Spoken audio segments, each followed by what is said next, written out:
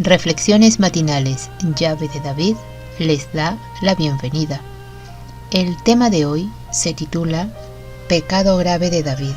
El texto a meditar lo encontramos en 2 Samuel 11:27, que dice: Oyendo la mujer de Urías que su marido Urías era muerto, hizo duelo por su marido, y pasando el luto, envió David y la trajo a su casa, y fue ella su mujer, y le dio a luz un hijo. Mas esto que David había hecho fue desagradable ante los ojos de Yahweh.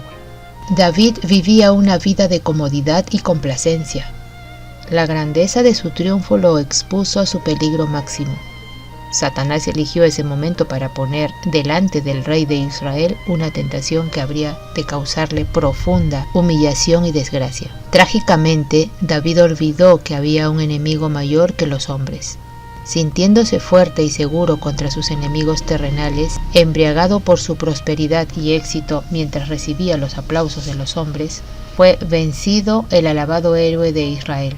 Imperceptiblemente se le habían debilitado las defensas internas del alma, al punto de que se rindió ante una tentación que lo transformó en un descarado pecador.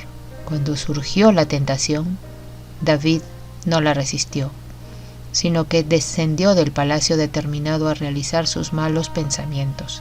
Fue el tentador quien había sugerido el pecado, y David debiera haberlo apartado con un «Quítate de delante de mí, Satanás». En vez de eso, escuchó al seductor y le obedeció en vez de obedecer a Dios.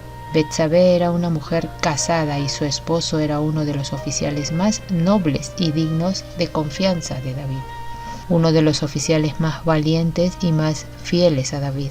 Nadie podía prever cuál sería el resultado si se llegase a descubrir el crimen. Todo esfuerzo de David para ocultar su culpabilidad resultó vacío. En su desesperación, se apresuró a agregar un asesinato a su adulterio. David disponía de un comandante en jefe que evidentemente tenía pocos escrúpulos de conciencia.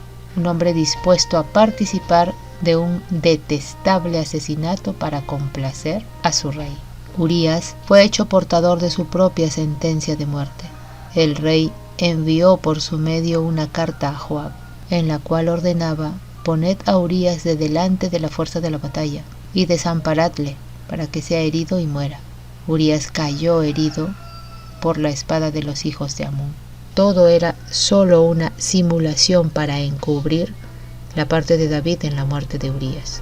David se había rebajado tanto que podía agraviar y asesinar a uno de sus más valientes y fieles soldados, y esperar gozar tranquilamente el premio de su pecado. ¡Ay! Cuánto se había envilecido el oro fino, cómo había cambiado el oro más puro. Oyendo la mujer de Urías que su marido había muerto, hizo duelo por su marido.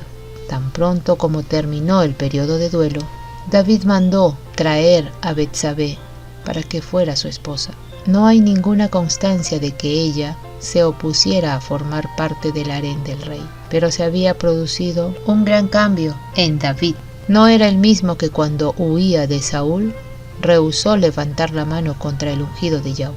El pecado le había cauterizado la conciencia al pasar del adulterio al engaño y al asesinato, y ahora parecía que aún esperaba que se le permitiera cosechar la recompensa de sus iniquidades sin un reproche divino.